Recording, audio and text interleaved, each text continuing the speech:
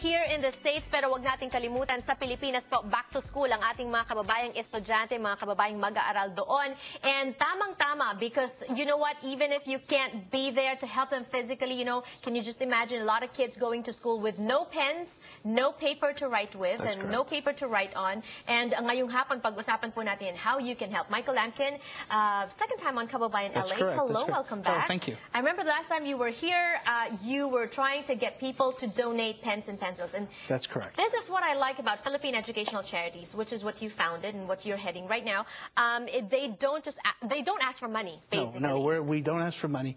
We specifically ask people to donate pens, pencils, any used or new school supplies that they're willing to donate to our organization. Since we don't ask for money, it's better that people do give us the school supplies, because it's easier for us to be able to give it to the schools. There's no question of where finances go, and it's a really easy way to help children. Exactly. And you know, pens, it's so easy to collect. You know, a lot of people here, they give pens as marketing, yes, promotional materials and stuff. So you see a pen lying around, just get a plastic bag or paper bag and just pick up those pens. Yeah, we're trying to get people to really recycle these pens and pencils. I was doing a lot of research on the internet. People throw away between 6 and 20 million disposable pens a year in the landfills. We can use these. We can actually, it's really easy. Put in a Ziploc bag, go to our website, put our address on the envelope, just send it in, and this will go to the Philippines. Where did you get the idea? I got the idea actually from seeing other people do this in different countries, and I saw it was so simple, so easy to do, and I knew the children needed it. And like I said last time, I noticed children were having a real hard time finding writing materials in class. So this was an easy way to donate to these schools that severely needed them. Right. When you send those stuff over, or when you receive stuff like that, like pens, does it matter if it's used or not used? As long as it's working, do you check if it's working? Yeah, I check everything. We make sure that it writes, and then we, of course, count it, and then we send it to the school that has requests. Right now, we have a little more than 5,000 school requests for school supplies within the Philippines. Right, and you've branched out. You're not just collecting pens now. You're also collecting papers. We're collecting notebooks. paper, books, crayons, colored pencils, anything that is usable that children can use in the Philippines. Right now, we're doing elementary. We are, of course, still in Negros Occidental. We're now in Alabang. We're kind of expanding in different areas of Manila.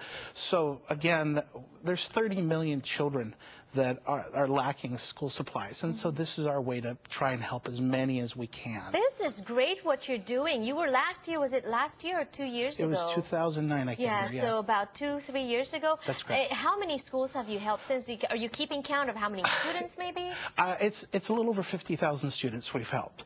It's been a combination between schools and, of course, public areas, some barangays. Actually, they're more of an area we try to just help the student, the actual children, so they have the supplies to go to wherever school they need that they're going to. So that's how we work it. I can imagine also the cost of sending all that stuff to the Philippines.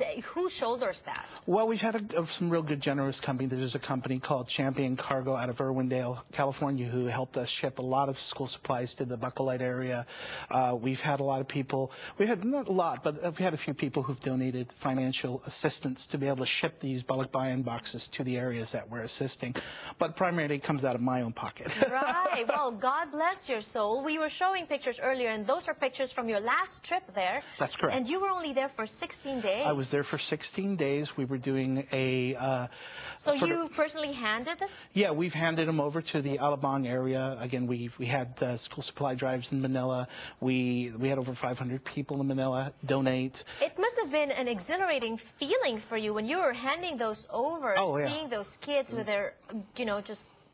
Any stories you can share with us? It's just amazing. Every school I go to, of course, the children are just like, oh my God, there's this big, huge white guy coming into the school. You look like Santa Claus without the hat.